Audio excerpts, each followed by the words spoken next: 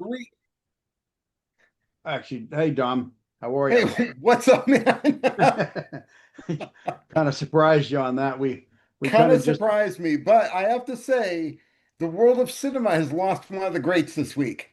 yes, yep, Robert absolutely. Redford, the great actor Robert Redford, has passed away, and he will be missed. If I had known it beforehand, I would have chosen one of his movies. He's got a lot of great movies to choose from Oh that yeah, we are going to have. We've already had The Sting, but we are going to have another one of his movies I was gonna to say I think commemorate the, him. the only one we've done so far is the Sting, but yeah, Mhm. but but yeah, it's a very sad loss because he was one of the greats, and Oh my God, one of the greats. yeah, yeah, absolutely.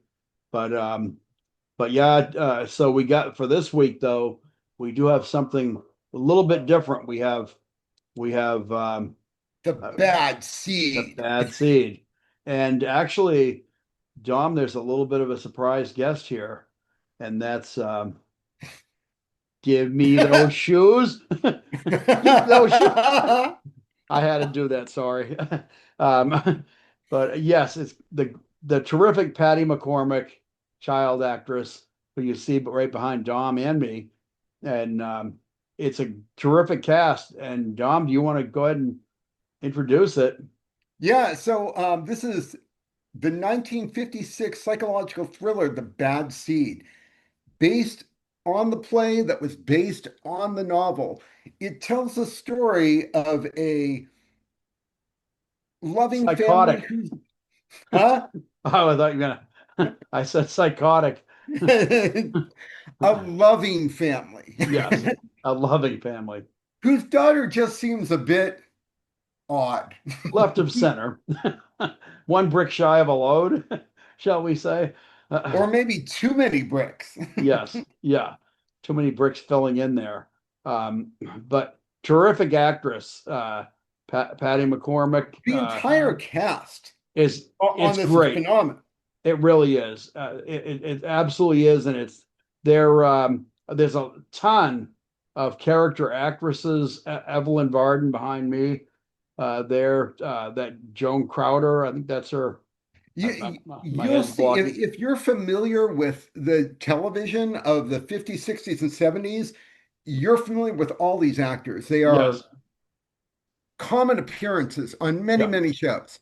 Well, there behind me is Eileen Heckart, right at the side of my head Yeah, there. and I gotta say, in my opinion, Eileen Heckart was the star of this movie. She was, and she's often the crazy thing, Dom. I always think this about her.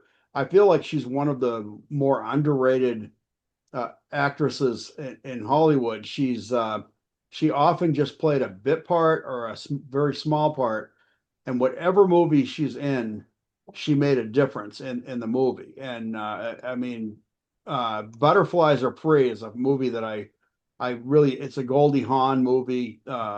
Fantastic movie.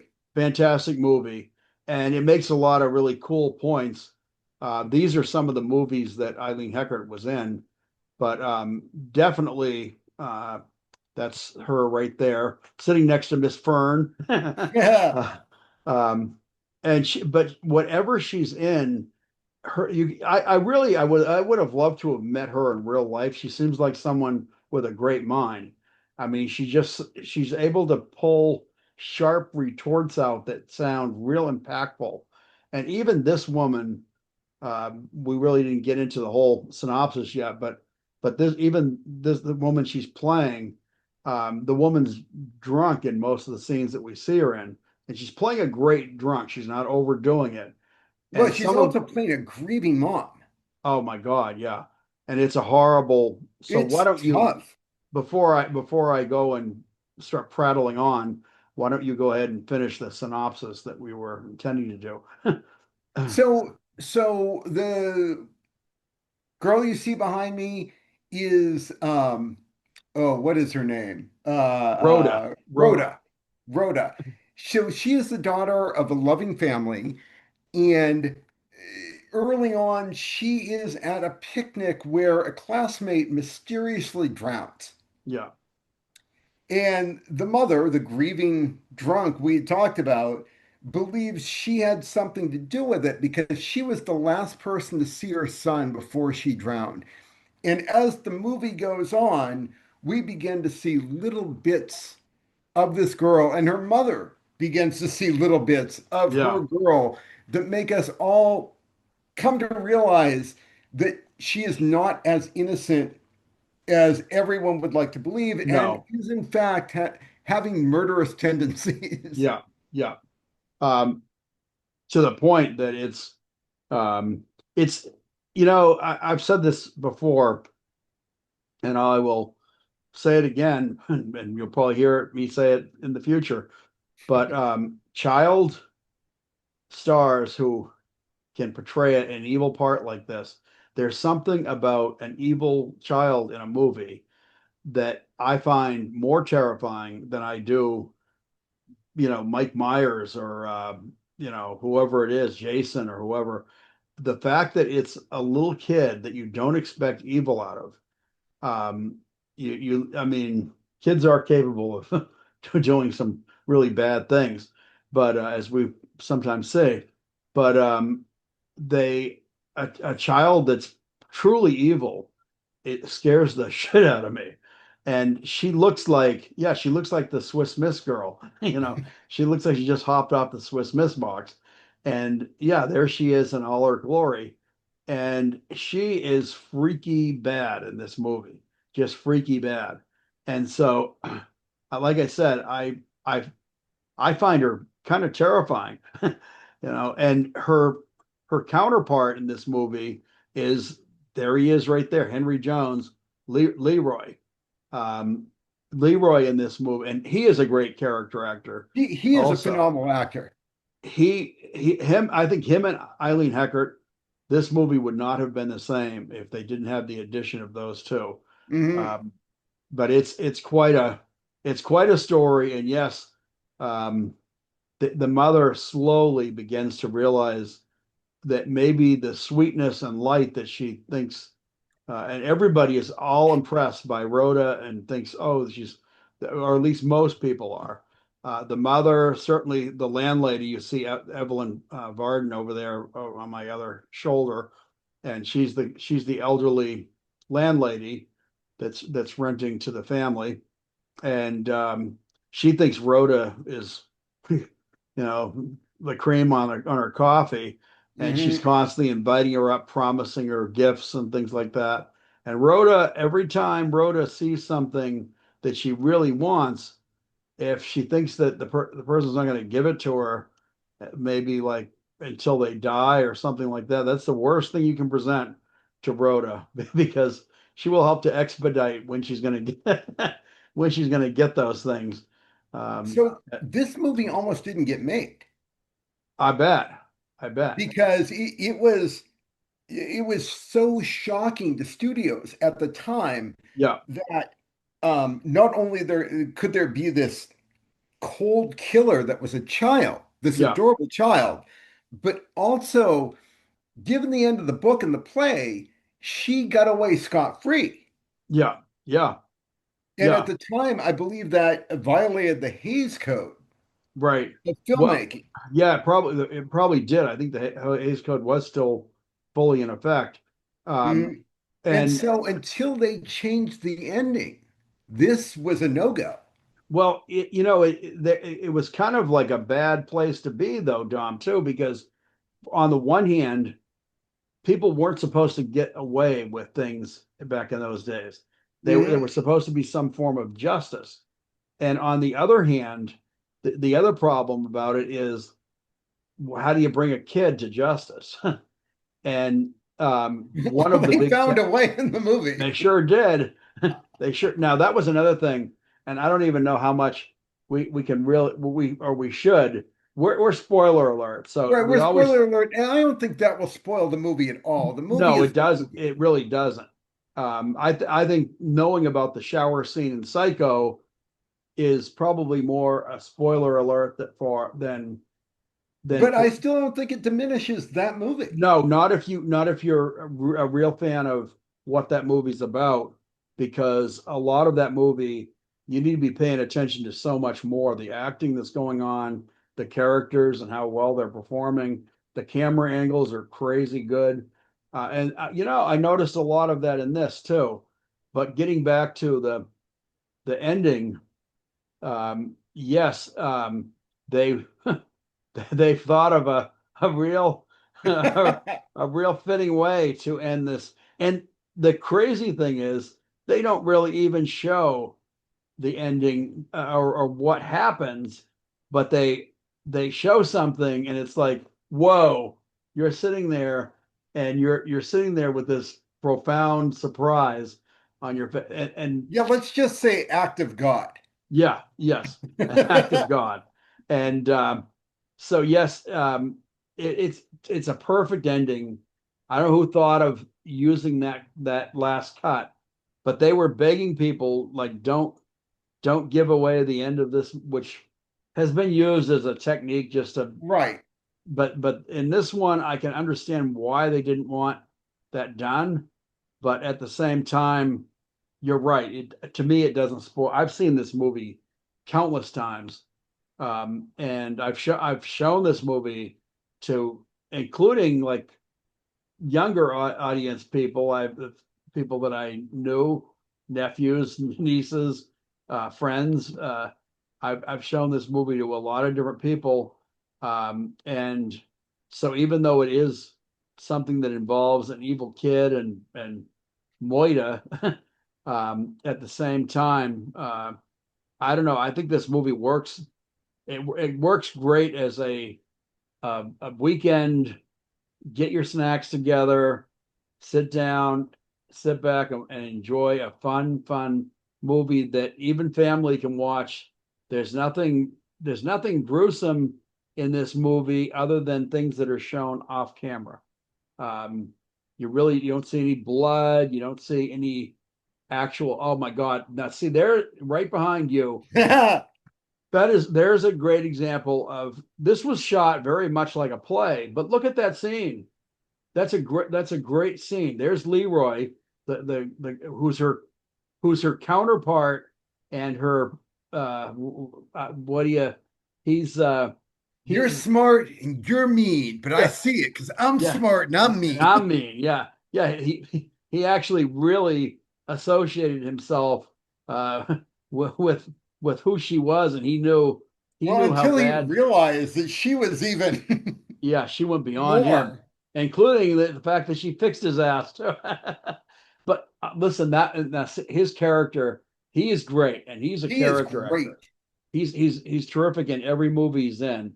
But this movie to me might have been the height of how good he was, and he was perfect. He was perfect in portraying this crazy character. This scene here cracked me up so bad, and it Yeah, always the does every shoes. time I see it. He's out there watering and picking up weeds and stuff like that. And out comes Rhoda heading to the picnic where she's going to do her evil act. And he just takes the hose and swishes it across so that it gets her shoes. And you see her go, she squeals and she jumps. And of course, the mother and the landlady are coming out right behind. So they only partly see it, but they're saying to him, like, Leroy, like, and she's going, he did that on purpose. And he's going, no, no, it was an accident. I didn't see her coming. And then he like, while he's talking, he turns and he does it again. And that's the scene where he did it again. It was like he flipped he goes like, I was just sitting there like with the hose and I did that. It's like, it was so damn funny, and all their scenes together. There's a thing of amusement, and also there's menace, and But that's why the it's scene. it's almost like a duel between the Yes, two. They're yes, like going back and forth. yes, absolutely. And he's doing everything he can to get under her skin and harass her, and which he's doing. He managed He to does a do good it. job. Oh yeah, that's part of the job. But unfortunately for him, he kind of figures out a little too much, and he in his quest to try to heat up her collar, he's also like figuring stuff out Yeah, I after gotta she. say that scene where he realizes Yeah, one yeah, of my favorites, maybe my favorite scene of this yeah, entire movie. yeah, yeah. He goes from just kidding with her, and that was the scene when I held up the little doll there and was saying, "Give me that." He starts saying, "I think you hit him with those shoes," because she had these little metal taps on her shoes, and all of a sudden the shoes aren't around, and so but he's messing with her, but as he's messing with her, he begins to figure out, oh shit, maybe that's actually right. He starts saying, maybe you hit him with those shoes, and that's why you're not wearing the shoes. And he's going on and on about that. And then she says, I burned those shoes, so you and he goes, he goes, well, you thought you burned them. He goes, but I was listening and I heard those shoes come tumbling down. And he goes, they were a little bit smoky. He goes, but I just blew them off. And he starts that whole thing with the stick bloodhound and how blood, which he wasn't wrong.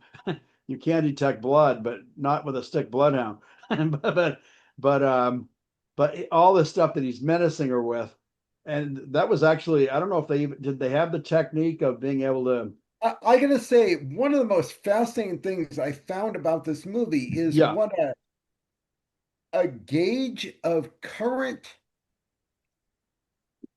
science yeah, and science as it's perceived by popular culture, yeah, because I have not looked up whether they had a reagent that could show blood. right, I mean, with all the forensic TV shows, we're used to someone doing ultraviolet light or using some chemical analysis to determine blood on a weapon. yeah, I don't know what the current state of that was during the release of this movie, but clearly the dialogue in this movie showed that the public knew there were certain techniques. yeah, yeah, yeah. and, Look, and go ahead. I was going to say likewise, like the whole the talk of being in therapy, being in analysis, the talk of Yeah, Freud, the talk of nature versus nurture. This right. was always this was very much in the popular culture at this time. Watson and Crick had just discovered DNA, like I think 3 years before this movie came out. Huh. The argument of nature versus nurture was just on the scene when this Right, movie came right. out. And they really they do start tossing that back and forth about, and also we didn't, or back then they did not have the whole thing with DNA and how DNA, how really accurate DNA is and what's passed down for genetics. And I mean, you look at how, in you of all people, medical traits that they can warn people about, uh, Hmm. defects, things like that, things that you're more susceptible to for illnesses, cancers. Those are all, they were unknown at that time, of course, but man, they got into all those things, and but it maybe in a more primitive way, but they were touching on them, and that was one of the things I was really thinking about watching it, just for our show here. When I was rewatching it, I was thinking about, because there's a whole, they get together and they're discussing about whether something can be passed down. Can you pass down a bad seed? And of Hmm. course, one of the big aspects with this movie is the mother, who's the mother of Rhoda, the evil little child.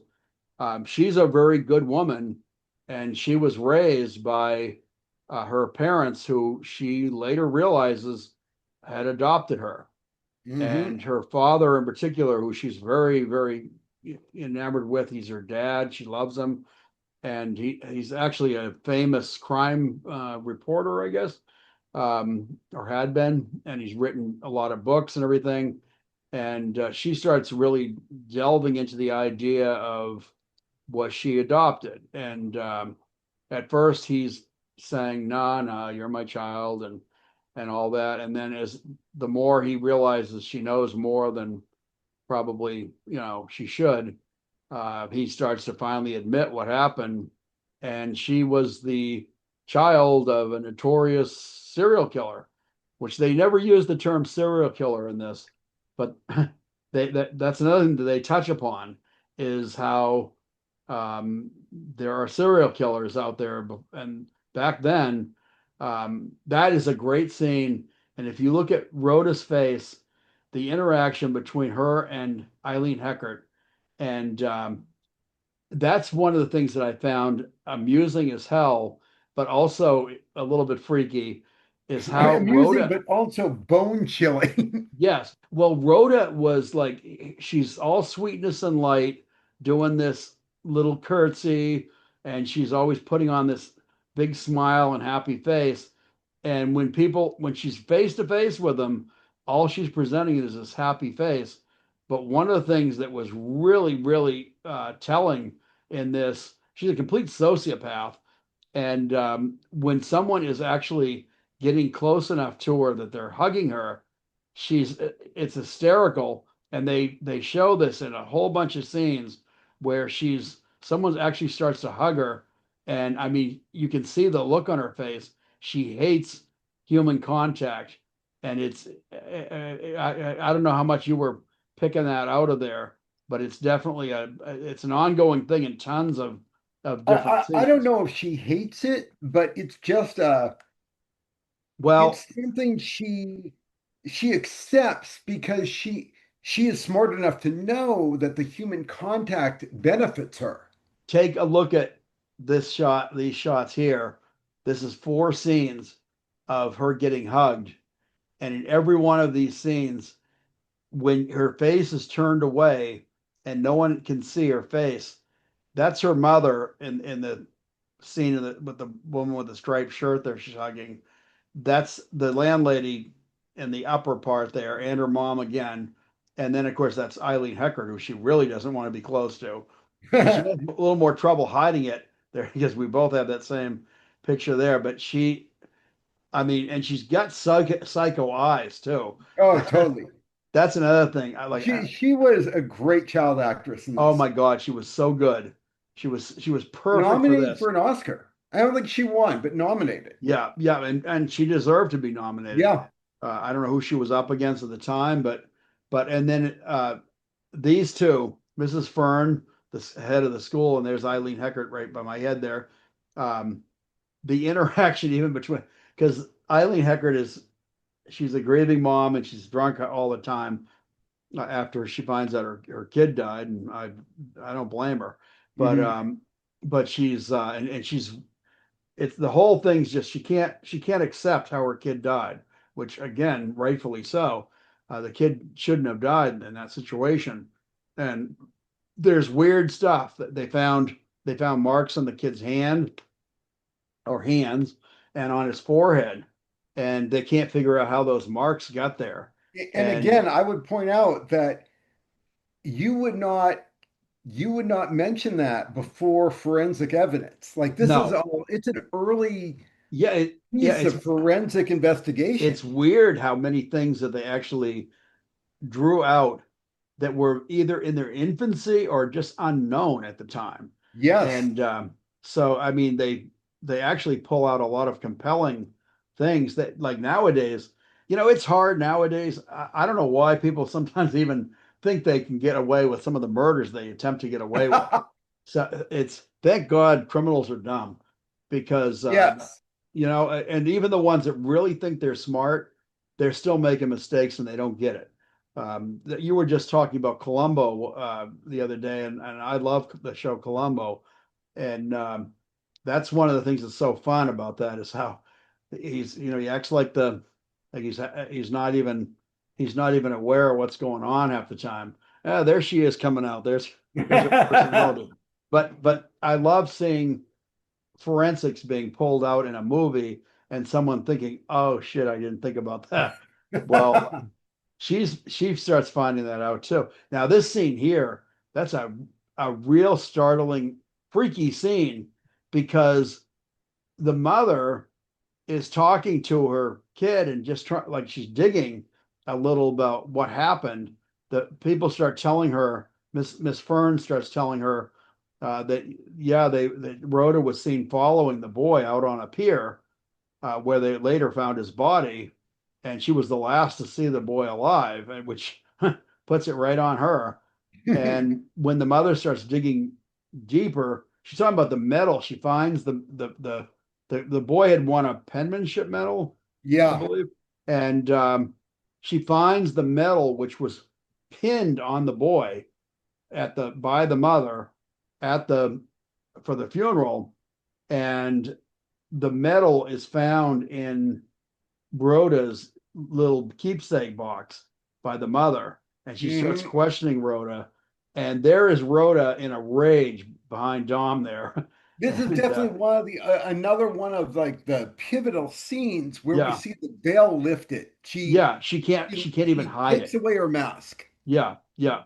And there's the mother is like, oh my, because I mean, you think you have this kid that's all sweet, and the kid's going, it was my medal, it was, and she's screaming in an absolute rage over this medal, and it's like you're thinking to yourself, if she's got this kind of rage just talking about the medal, then what the hell did the kid do to get the medal?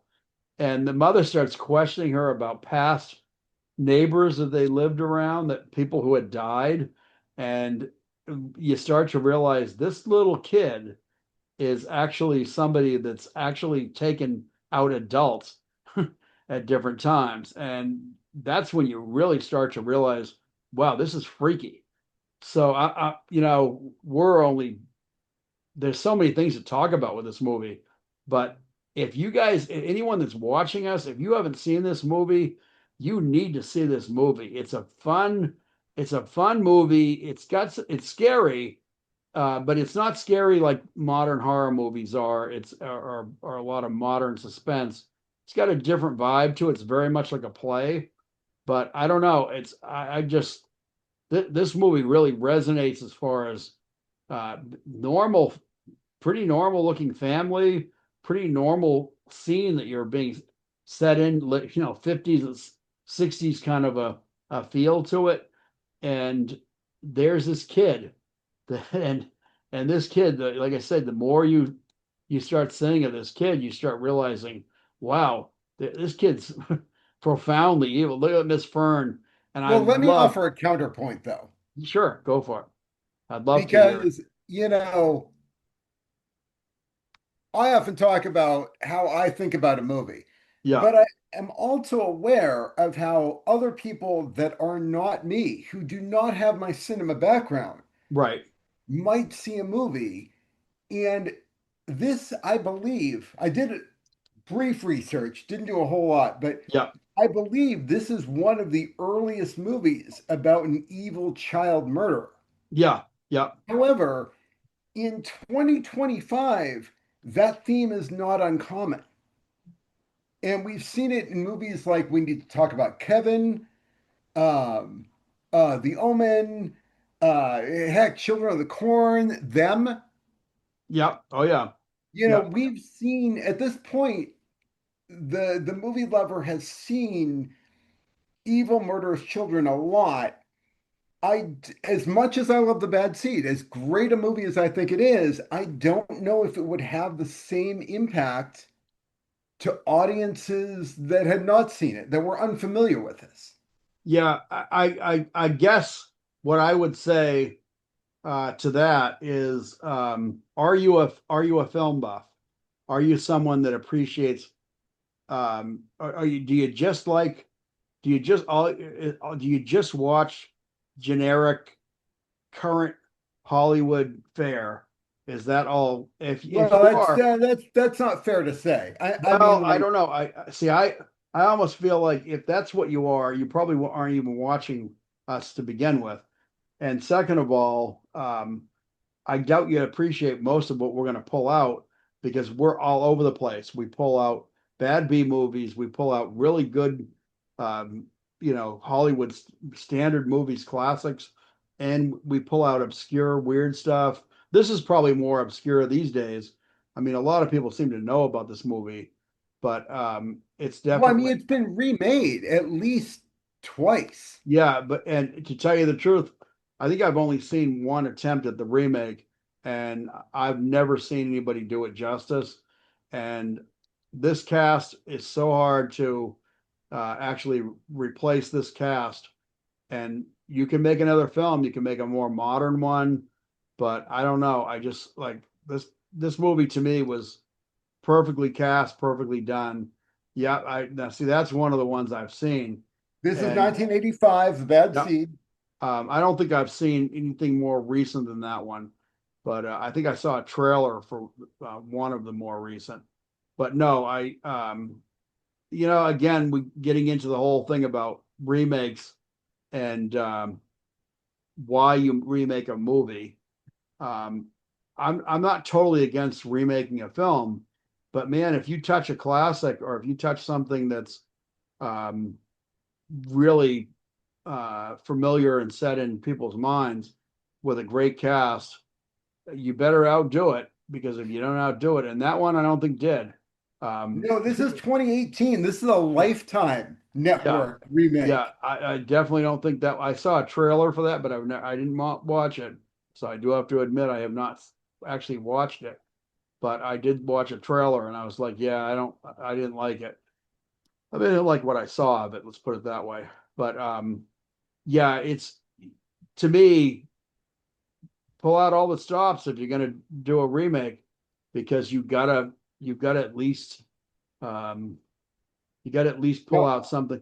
And as far as child stars and so on, yeah, it's true. There have been a lot this is more. a Russian remake. Yeah. Oh yeah, yeah. I again, no, definitely have not seen that. I wouldn't mind seeing it. I like the look on the kid's face. I have So never seen this. I've heard great reviews about this, yeah. but this Um, is even more frightening. if you have any kind of a link you can post to this one to the Russian one, I would love if you set that I one will around look for it. I'll try to include that. because that would be a fun one I haven't to seen this maybe movie, but I explore. saw this still and I'm like, that looks horrifying. Yeah. Oh yeah. Yeah. And again, like I said, it is definitely true that there's more there's more bad child ones. I could think of offhand. There's been a few that I actually wanted to do. There's a movie called Ankle Biters. I keep saying to myself, geez, I got to make Dom watch that one for for spoiler alert. But now I've never, I've never seen that screenshot that you just pulled up. That's a nice, good job on finding that one because Oh yeah. that they do not show what happened to poor Leroy, but apparently Leroy was making a bed out of Excelsior um, down by the boiler, which is not a Why he would do that is beyond me, but yeah. they did not present him as the sharpest tool in the toolbox. No, he was. It's funny because you know we used to talk about that. Dom and I are old D&D players, and we used to talk about that whole thing because they broke down character strength and weakness points in D&D as intelligence and wisdom. And I remember having a couple of conversations with Dom about that whole thing about well, what the difference between what wisdom is and what. And I always describe wisdom in some ways as more of a street smart, like you almost like the way you might describe someone as being an old soul. Some people seem to have, and then there's, I guess you could break it down and say part of that could be cunning, at which again, Leroy was not exactly a sharp a sharp tool in the box. However, he was very cunning, and his cunning gave him a sense of wisdom, and it got which probably got him through the world because he didn't have the intelligence. You couldn't have sent him to Harvard, but at the same time, he could have got along in a lot of aspects of life just by his sheer cunning. And I don't know about Patty McCormack was probably a lot more intelligent, but she was definitely cunning, and I think he definitely sensed her cunning and looked at that One of as the things that, and this is really off topic, but yes, one of the things that confused me about his character yeah, A few times, I wondered why you would have this person in your employ. They don't seem to like him. They Right. seem to realize this guy's a bit off, but they keep him on because he has a family. Yeah. And Well, I'm like, really? I do well, not see any family there. well, his the landlady, and it's actually the scene with the hose when he sprays down Rhoda's shoes, and she almost is at the point of firing him there because they came Hmm. right out behind and actually saw what he did. And so when that scene happens, she said, Leroy, I've kept you on because you've managed, and she says something in a really insulting way.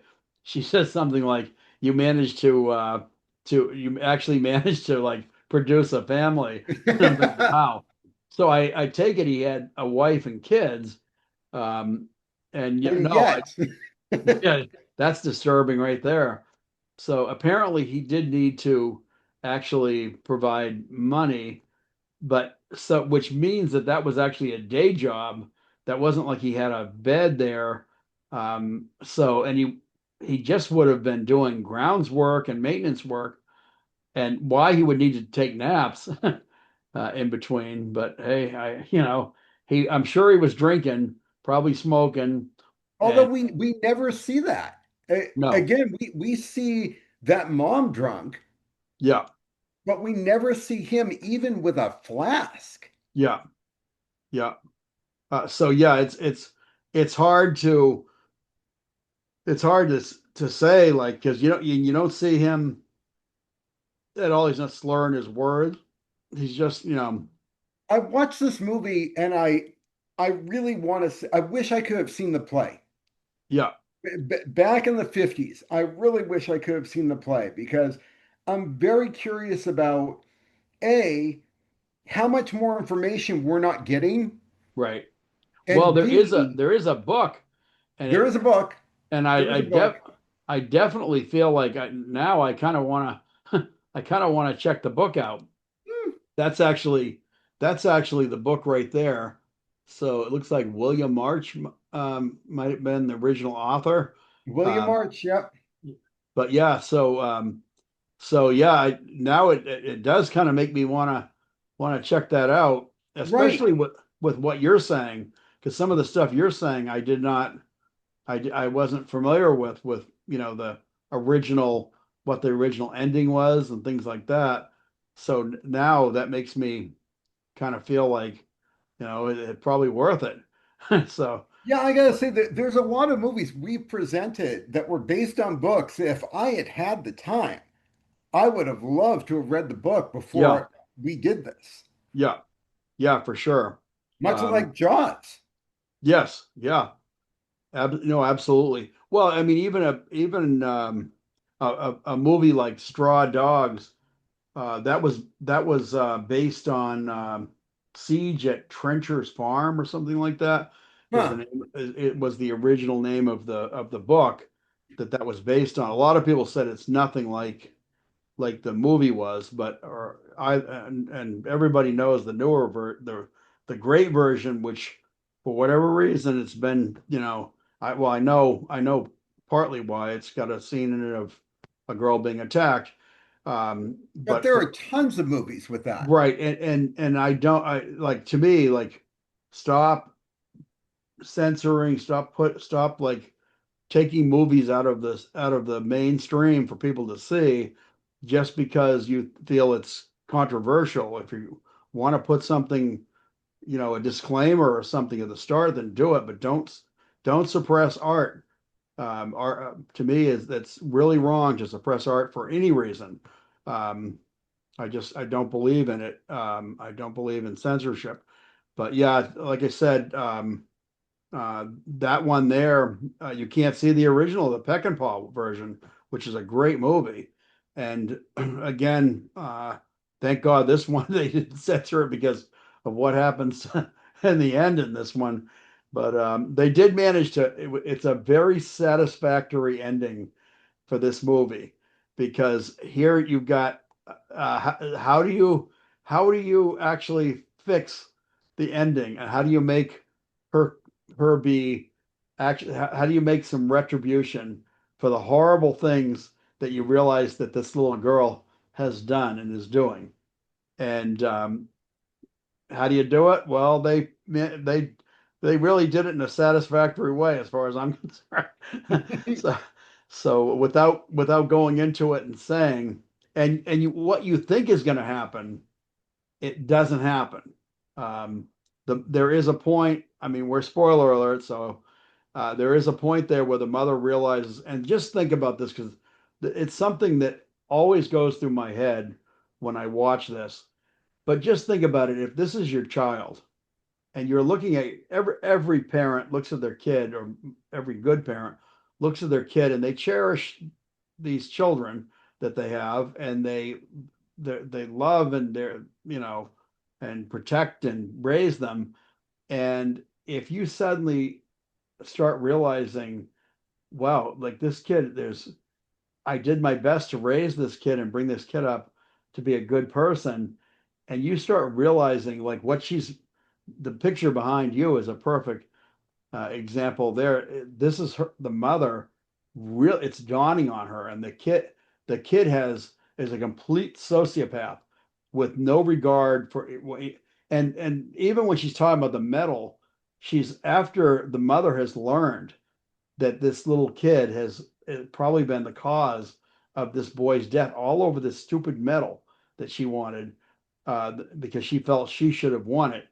Um, when the mother is saying that she has found the medal, she's going like, "Mother, can I have the medal back?" And she's going, or what's going to happen? What are you going to do with the medal? And so she's like, "I don't know, Rhoda. I haven't decided." Like, and she's saying, "Well, they were just going to put it on him and bury him with it, and it would be a waste." She's going, "Well, yeah, it was his medal," and the little girl's totally heartless, saying, he's dead.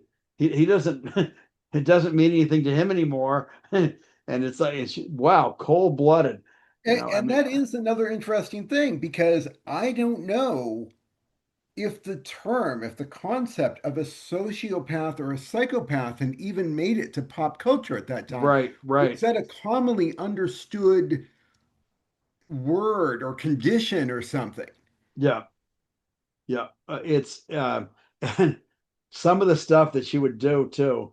That whole, because they had that whole little exchange of, "Mother, what would you give me for a basket full of kisses?" And I'll give you a basket full. And she keeps trying to do that to the mother after the mother has learned that this kid is evil, and she's trying to figure out. She's appalled at what her kid might have done, and the kid's going, "I have the nicest mother. I have the sweetest mother," and she's like, "Get the fuck away from me." It, it's hysterical, and it's also freaky and appalling. And of course, the husband, who's in the Air Force, he's an Air Force colonel, I believe. He's away, some TDY duty probably, but he's away. And he's been called to Washington, I believe. And so he has no idea what's going on. This is him saying goodbye to the little girl as he's leaving. And when he's leaving, he's thinking, "Oh, my little Rhoda, a perfect little angel." And what does he come back to? But utter chaos. The mother has actually tried to kill her kid and kill herself, and she was damn lucky she survived that without any brain damage too. Because I thought they were both taking the pills, and of course she goes in the other I room. did find that odd Yeah, because, you know, if you're looking at forensics, if you're looking at current data yeah, of murders and suicides, poisoning is commonly seen as a woman's yeah, mechanism. yeah. Firearms, not so much. No, not so And much. so why she would try and poison the daughter and then shoot herself is I Well, and was confused by that. I was too, because she even says when she's giving the daughter she's reading to her, and when she's reading her the book, and she says, "Oh, it's time," because the daughter did take vitamins every night, and so when she's giving her the vitamins. She says, "Oh, and we have some new ones tonight." And the daughter's saying, "Oh, we do," and she's yep. She goes, "You're going to take them, and so is mommy." And so supposedly that was the plan. But when she leaves the room after she figures, well, the it's taken effect and the kid's sleeping, she immediately goes into the other room and bang, you hear the shot. And that's your first inkling that, oh my God. And they had mentioned that the husband he kept a revolver in his desk. And apparently she decided to go in and use that. So she was very lucky because she probably didn't put it fully against her head or put it under her chin or something because she still was had brain function. But I have heard some really wild stories about suicide attempts. That I know there was a story that happened in our area when I was much younger, and some guy put a shotgun. His girlfriend broke up with him, and put a shotgun under his chin, blew his face off, and he didn't even touch his brain. So I mean, I mean, you know, people, if you don't be doing that. Yeah, It's, so let's it's let's give the yeah, anti-suicide PSA and yeah, yeah. then get back to the No movie. suicide. Call somebody. Talk to somebody. Don't do it. Um, but yes, we're talking about the bad state. So yes, luckily she survived it and was okay. But that's not usually the case when you put a gun to your head. But yeah, I this a terrific movie in so many ways. I love the coolness of how, like you said, there are so many forensic things that are talked about, discussed. Mhm. Psychiatry. There's so many things I, that they I were often ahead of talk it. about movies, the older movies being a time capsule, and Yeah, the exact same thing with this one. I feel yeah, it's really neat to get, you're sort of getting the pulse of what people thought kind of about psychiatry. yeah. Now, I don't know, like maybe if there'd been a little more corporal punishment, maybe you wouldn't have had the bad scene, but probably not because Bear the this could have, rod. yeah, spare the rod, create the bad scene. But it So, might have helped a so, little. so I am gonna give it two thumbs up, but Yeah, once again, I'm going to give this from my own point of view and mention that this movie does suffer from it being so good that it was copied hundreds of times. yeah. Are you sure you want to say that to Rhoda? Yeah. Because I got your shoes. yeah, I Rhoda, I give this two thumbs up with no reserve. I Don't heard hit those me. shoes come knocking down. So no, I do. I fully give this two thumbs up. I just give this the credit for everything, the time it This was was done in. groundbreaking. It was, and with a cast that you'll never see again. Mhm. Unfortunately, it was terrific cast. I give them all full credit for their performances. Like I said, just terrific melding of people. It all worked together. It felt like a play. That's the other It thing that felt like a play, and that was both a weakness and a strength. when I was younger, maybe I sensed that more as a weakness. But as I've now I kind of like that. I really like the feel of what that is with the play feel, like you're actually watching a stage production. And I don't go to many plays anymore, but I love plays and I love the naturalness Oh yeah, of it. love the stage. It's funny too because sometimes some of the local plays with local talent, you can see some amazing productions with just local people that you wouldn't, maybe they're never going to be a star, but it's like, wow, we've got somebody in our community that's actually really good at pulling stuff off. And again with this one, what a cast. I love Eileen Heckart anyway. I don't feel that she gets the credit for who she was. She's passed, unfortunately. But she's Yeah, she been was in, amazing. yeah, amazing. And again, another performance. If you want to see a very clever um, performance, she plays the mother of the blind guy in Butterflies Are Butterflies. Free. Yes, and she's terrific. She's at one point she's dealing with I believe he's a producer producer director of a play that Goldie Hawn is in, and she brings him back to the house, and the guy's a wise ass, smart ass asshole basically, and he's making comments about uh, the mother lives in a area. He makes a comment about all the the rich like people in this area, and she goes, well, actually, I come from that area, and she everything he says, she's like dead on, like sharp retorts for things he says to her, and she, like I said, she's really good in that, terrific. She's playing somebody that maybe most people or a lot of people were not supposed to see as somebody necessarily likable or as likable. And the more she's on the stage, the more you start to realize, there's a reason for why she's the way she is. Her son went through some really bad stuff, including a breakup with a girl that he almost killed himself over. So when he becomes involved with Goldie Hawn, she's really worried about him, and so she's being an overprotective mom, and to the point that she almost drives Goldie Hawn away. And that's the point of someone that's a good actor, is that Yeah, they're not just presenting a role, they're not just presenting a no, character, but you can feel a background. she made you feel for her as a, and this is a movie, this could have been a very one-dimensional role where she's just this character that's, you're sympathizing with her. Yes, she just lost her kid, but for her to pull out all the little nuances that she pulls out, she's very, your heart's bleeding for this woman. She is heartbreaking on She's very screen. heartbreaking. And then the husband, and I don't even have his name up, but he's another character actor. He's this very quiet, little mousy, unassuming guy, but you can see he really loves his wife. He's tragically torn apart because he just lost his son, and now his wife is sliding downhill, drinking, and she's not handling this well at all. And she's at one point she says, she goes, "We were older when we got together and had this child. We'll never have another kid again."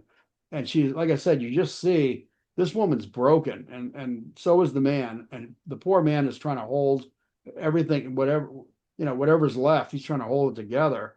And like I said, they managed to somehow or other make those two little parts be something so much bigger.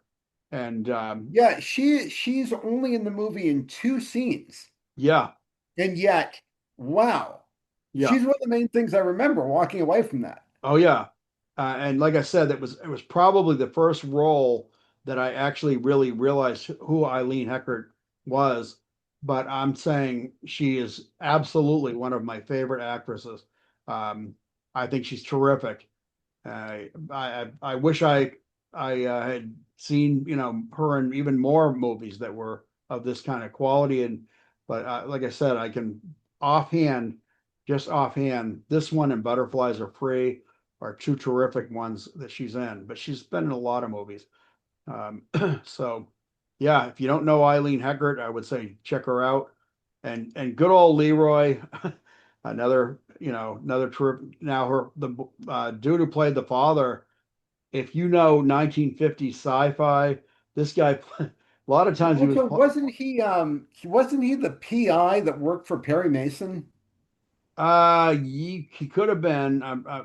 It's I been a I didn't long, get a chance to look this up, but yeah, I yeah. kept seeing his face and hearing his voice, and I'm like, He's been I know him from a lot of things. he's oh yeah, he's definitely been a, so like I said, they really managed to find quality players in the background for this, and every single one of these people that you see, they're all people that uh, even that Joan Croydon, she made a name for herself as a Evelyn Verdon. She's absolutely terrific. She's she's playing an obnoxious character. The landlady is like Miss Budinsky, but she's a well-meaning Budinsky, but still. Um, so like I said, if you guys haven't seen this movie, um, Dom is right. It's a It's dated dated. movie. So it might not be for everyone. However, terrific cast, well done. It would have if we had a chance to see it as a play, like John was just saying. Would have loved that. Yeah, I would have loved it myself. But just saying it like this, um, you could do much worse. Terrific Saturday night movie. Get the snacks, sit back, enjoy a creepy movie, and it's one pretty much the whole family can watch. There's nothing overly if you if you've seen modern horror or modern suspense, this is very low key but very fun. Enjoy the performances, and watch it again because it's a terrific one for rewatches. But that's my take, and Dom has given his. And so, Dom, do you know right now? Is it in your head what movie you want to present for next week? It is, and this was a tough decision because next week is a very monumentous video for us. Okay. Next week is going to be our 100th movie that we've Wow. done a Okay. video for. Cool. We've been around for 100 movies. Wow. We've been Or around for 100 shortly. movies, and that's saying Yes. something because we've been around every week for 100 movies. I don't think Yes. we've missed a week. Yeah, we do this week to week. We take turns picking. Sometimes we're pulling up movies that are recommended, and sometimes there are our own choices. So, Dom, for our 100th movie, I felt uh, like I needed to choose a masterpiece of cinema. And okay, so I'm going to choose a movie I've been wanting to bring to this channel for some time. okay. The Seven Samurai, Oh, that you Kurosawa. that's yeah. I love Akira Kurosawa, one of my favorite directors, and yeah, yeah, One of the masters of one of the cinema. masters. And Hollywood has, as we've said before, Hollywood has copied so much from uh, from Japanese cinema, French, whatever, name it. All the greats have been copied. We've remade them. We've just copied the technique and everything else. Kurosawa is definitely a copied one and one of the greats. We've never done a Kurosawa one, right? No, no, I've My been wanting to knowledge. do Seven Samurai for so So long because it, it was so influential in my love of yeah. movies. Oh yeah, yeah. And definitely in mine, like I said, Kurosawa is absolutely one of my favorites. So terrific choice. I look forward to that. I haven't seen that in a number of I'm so years. excited. So yeah, myself also. It's when I think of Kurosawa, it's like, uh there's Rashomon, there's a seven, there's so many. There's But Yojimbo, there's Yojimbo is Ron. a huge favorite of mine. So yeah, they're all so good. And this one is definitely one of his finest. I'm So yeah, choosing it because I feel it's one of his best known. yeah, And yes. I want our video to relate to as many people as it can. Yeah. Well, and again, if anyone who has not seen it up to now, Oof. um, yeah, you owe it to yourself to watch it. It's one of the great movies. So many movies. Um, we wouldn't have the Magnificent Seven if it wasn't for Seven Samurai. So that was definitely a Hollywood remake of. I'm guessing we wouldn't have the Dirty Dozen. No, no. There's so many movies that have bled from that movie. So yeah, check it out if you haven't seen it, and then come in and tune in. Hopefully, you'll tune in and listen Yeah, to come on our back, hear take. us talk about it. Yep, our 100th one, and that'll be a feat in itself. So, Dom, having said all that, I had a great time talking about this one, and I Always. really look forward to next week. So, any parting words, or are we calling it a No, wrap? no, I think thank you all for watching. Thank you, Mike, for taking part. And Yep, we'll be back next week with another movie. awesome. See you guys next week. Dom, I will see you next week.